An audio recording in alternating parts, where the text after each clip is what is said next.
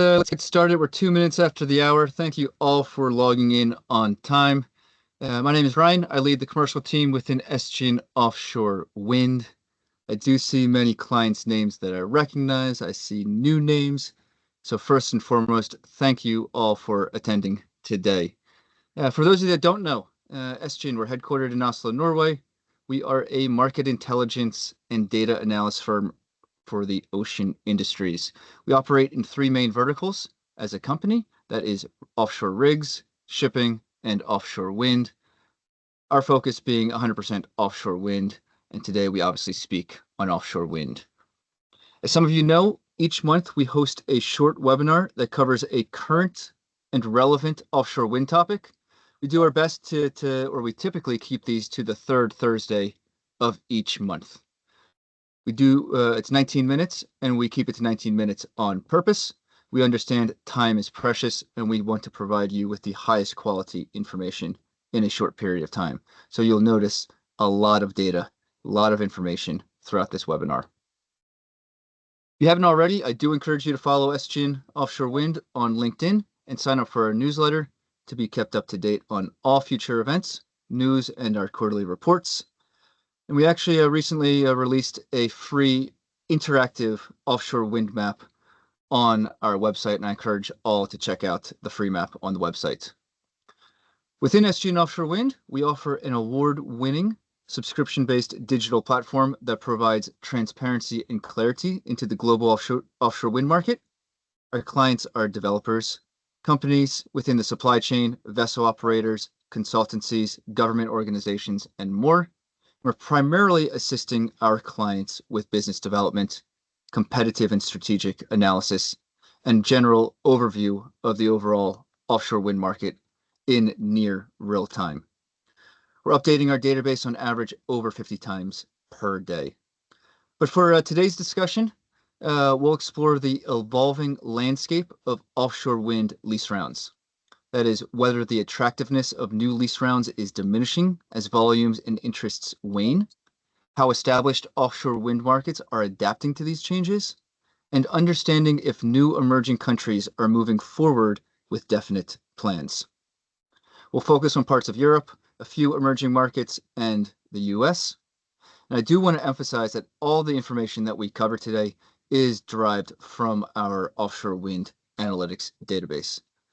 At the end, we will open it up to questions. So if you do have a question, please type it into the Q&A section and we will address that at the very end. And with that being said, we have Casper and Oliver with us today, both on the team. So with that being said, Oliver, why don't you kick it off and take it away? Perfect. Thank you, Ryan. Appreciate the introduction, and nice to see so many people on today's call.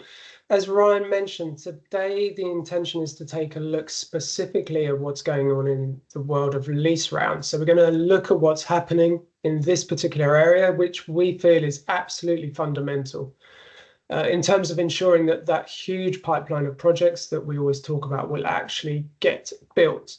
This is a regular webinar that we're holding every 3 months on this topic. And 3 months ago, we took a quick look around the world, where we were in terms of lease rounds, where we think we might be heading in the near future. And this month will be somewhat similar. We'll take a deeper dive as well into some specific countries. Some of those countries are the same as last month. Here we're looking in particular at the US, which is of key interest to our clients right now. But we're also, as Ryan mentioned, going to take a look at some of those newer markets as well and what's happening in lease rounds there. But let's start by taking a quick run around the world to see what is happening as we gradually move towards the end of 2024. Just to set the scenes, I'll take a little bit of a look at the US after this macro slide, then I'll hand things over to Casper, who will look at Europe and Asia. So it's clearly stating the obvious that we're now fast approaching the end of 2024. Despite that, we still have quite a high degree of uncertainty around where we'll end up in terms of how many gigawatts of new lease areas will be awarded in full year 2024.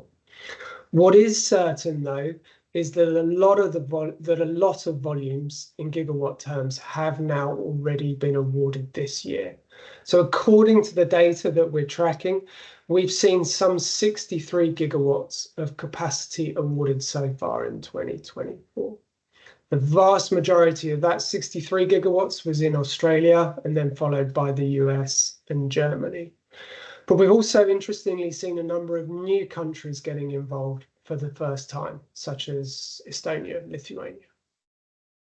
So there's been a lot of capacity awarded, but it's not all been plain sailing, as some other countries that we had hoped and thought might hold lease rounds have now missed out on 2024.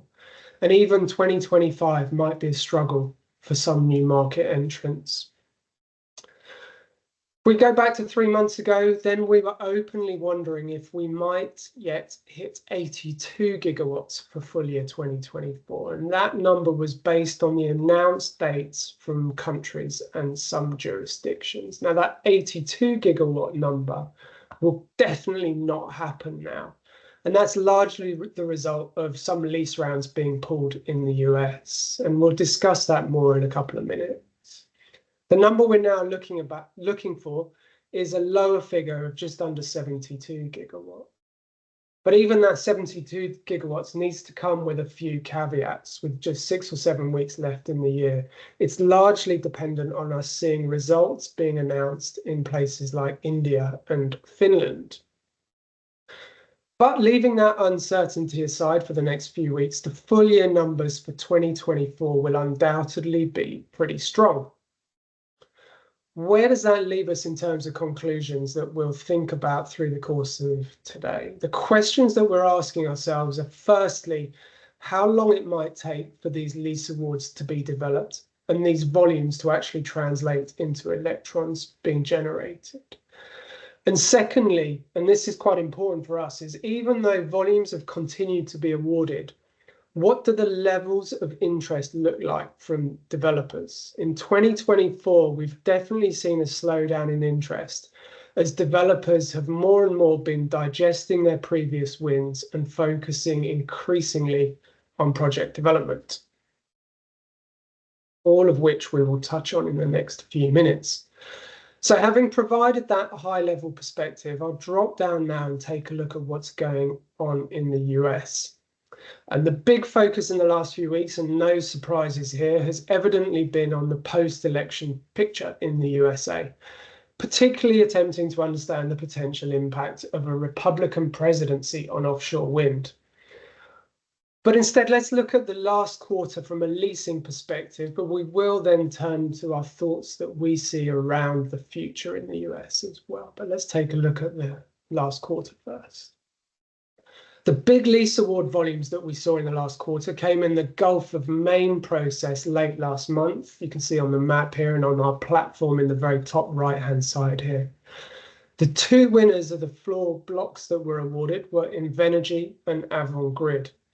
And both companies, interestingly, adding to their existing portfolio of development projects on the east coast of the US. But interestingly, also adding now a floating dimension to their portfolios. I think it's fair to say that interest in the round seems to have been okay, but it's hard to say that it was anything other than just about okay. For instance, there were provisionally some 8 blocks that were available, and only the 4 blocks that were located closest to shore were actually snapped up by developers in that auction process. The number of bidders was also quite limited. So instead of a potential 13 gigawatts, which was initially on offer, we saw a number that's around 8 gigawatts being picked up. Worth stressing, though, that the 8 gigawatts is the initial view of the volumes to be developed, and it's always possible that through a process that we expect to be pretty lengthy in terms of the development of these assets, it's quite possible that the final figures we see in capacity will be somewhat higher than the numbers that have been announced at this early stage. For those of you with particularly sharp memories, 3 months ago on this webinar, we were talking about Hecate Energy and their unsolicited approach for 2 blocks located in the US Gulf of Mexico. And we're wondering what might happen there in the near future. Well, 3 months later, we're still waiting to hear any final confirmation. But in that interim period, Invenergy, the same Invenergy that won those 2 blocks offshore Maine earlier last month rather, Invenergy's put in a counter project in the same blocks. So a working assumption now is that this will become a competitive process between those 2 companies. Other key news in the US in the last quarter came in late September, the announcement that the Oregon Pacific round will be indefinitely postponed. Only 1 company there had expressed an interest in bidding, and there were 2 blocks on offer there, Brookings and Coos. I don't think this was a particular surprise to us, as there'd been a fair amount of local opposition to those 2 proposed areas. Worth noting, if it had been successful, this was another potential 3 gigawatts of floating capacity that now won't happen. The news of that postponement was fairly hot on the heels of the postponement of the Gulf of Mexico second round as well. Both of those decisions really adding to that suggestion that there's a lukewarm level of interest from developers for some of the areas and some of the terms that have been on offer in the US recently. Now, worth stressing that clearly all of that took place in advance of the recent election. And this has been the #1 question that our clients have been asking us about in the past 2 or 3 weeks. In terms of lease rounds, there has to date not been any public comment from BOEM after the election, and so we have not updated any of our schedules on our website for the lease rounds in the US. However, it should be noted that although BOEM had provided a sense of the wider areas or regions and rough dates, there really wasn't a very clear schedule in place beyond 2024. So there's not that many changes for us to make, even in a worst case scenario. As for what happens now, post-election, well, the short answer is that we feel we have to watch and wait. Unfortunately, we can't pretend to have any particular deep insight into this, other than that we don't particularly have great expectations for it being a settled environment for developers. Most opinions on what is likely to happen for offshore wind seem to have been formed based on a couple of comments made back in May by President-elect Trump and a few other hints from his previous presidency. If we track further back all the way to 2019, this opinion seems to have originated from disagreements about one offshore wind farm development in Aberdeen in Scotland, seemingly affecting the view from one of his golf courses. Well, whatever you think about the reasons for his personal dislike for offshore wind, uncertainty seems to be the key word to describe the situation. And we think that's unlikely to change over the next 4 years. So what does that mean for us? Well, we expect project timelines to extend significantly, in particular if you haven't either already started building a project or have firm approvals to do so. So for us, very much wait and see, but that's on the basis that we expect it to be a very negative backdrop, and we will be pleasantly surprised if we are wrong. So let me pass things over now to Casper to take a look at what's happening in Europe on this one for you. Thank you, Oliver. We move over to some key updates from the European markets. In October, we got the plan for the new lease areas for offshore wind in France.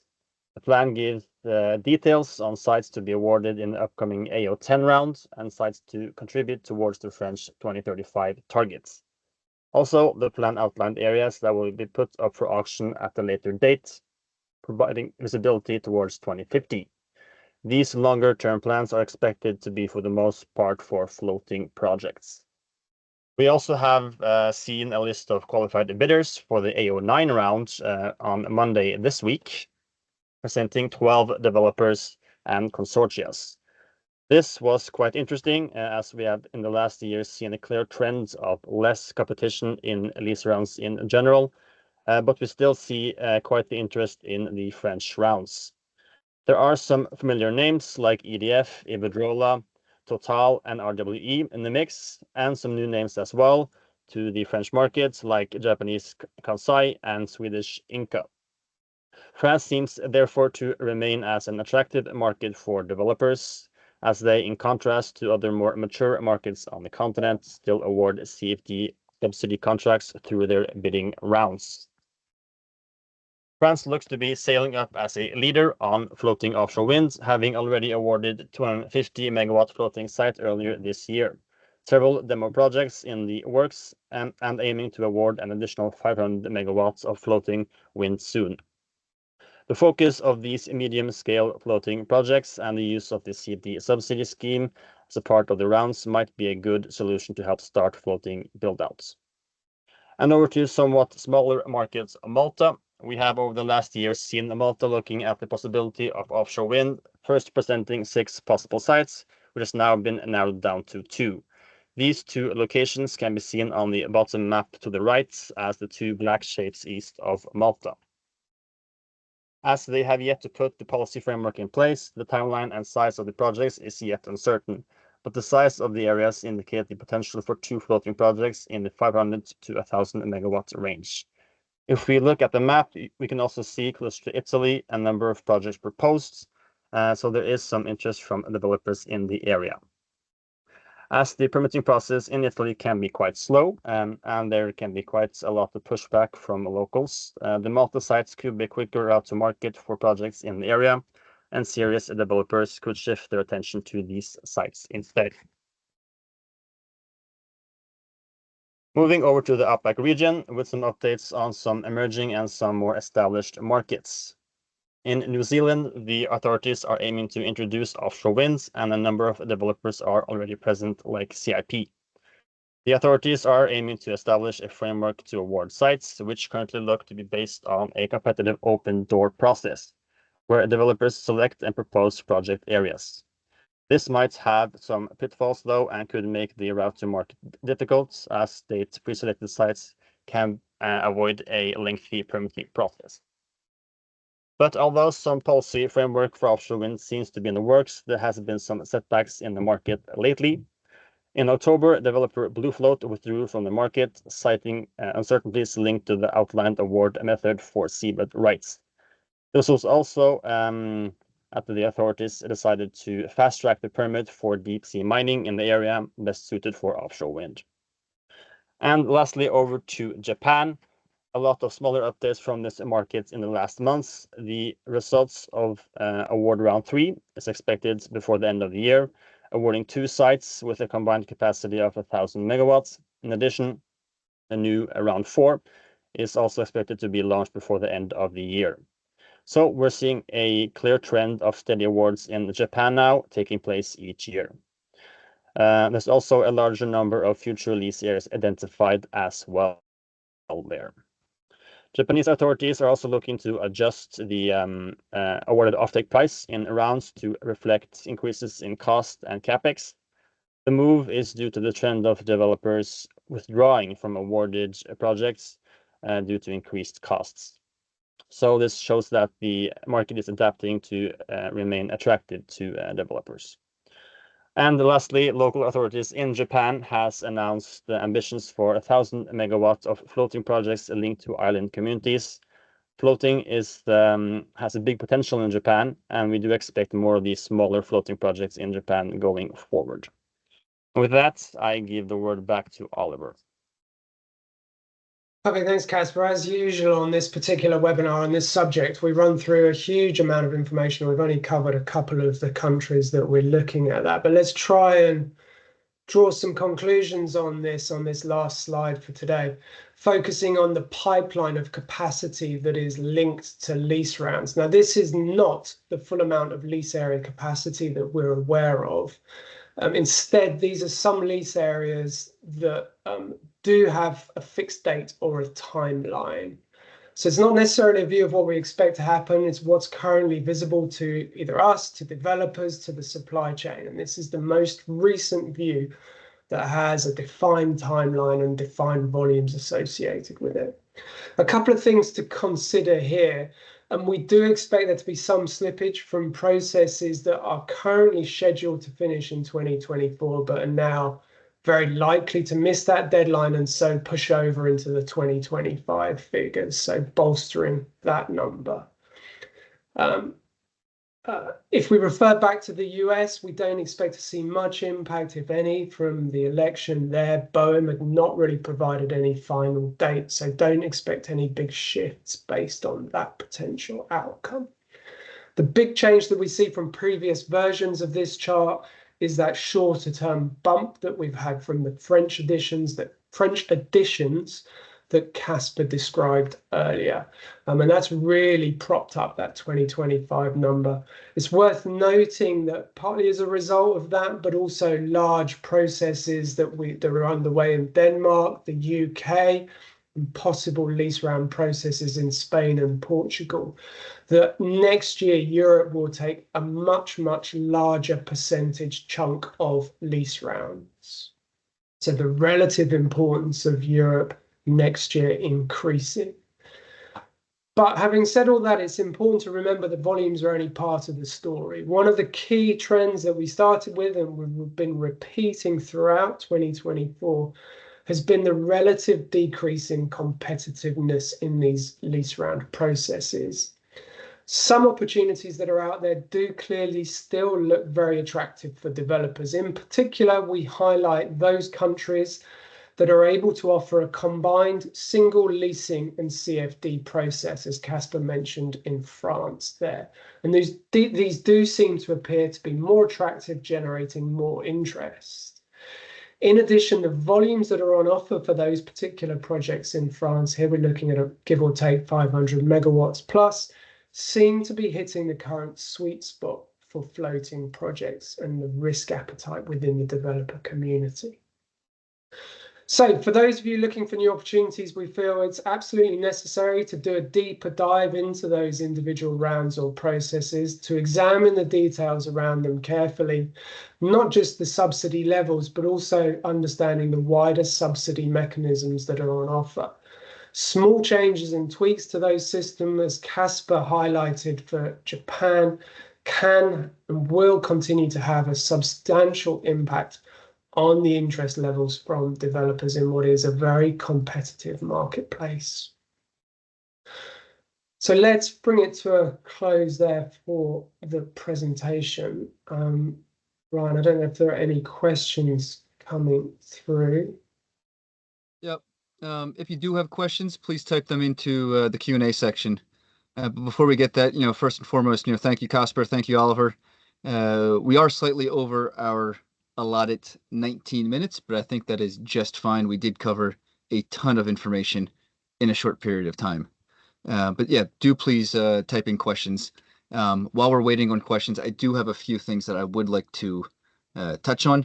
I encourage you to follow us on LinkedIn and follow us and sign up for our newsletter for future events, news, and quarterly reports. I do encourage you to go to our website for a free interactive map. Check that out, please. Our team will be in Amsterdam next week at the OEEC conference. Our calendars are filling up, but would love to meet and say hi to anyone that's on this call in person. Please just reach out directly. And let's see if we do have any questions here.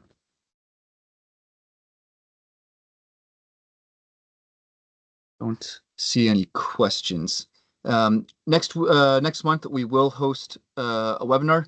As I mentioned in the beginning, we typically keep this to the third Thursday. It will be the second Thursday of December due to the Christmas holiday schedule. We will recap our top 10 2024 predictions, see what we got right, see what we got wrong. It's typically a fan favorite and a fun one. So I look forward to hopefully seeing everyone next month. And with that being said, thank you for attending today. Hopefully everyone found it beneficial. Have a great day, and we'll talk soon. Thank you. Bye.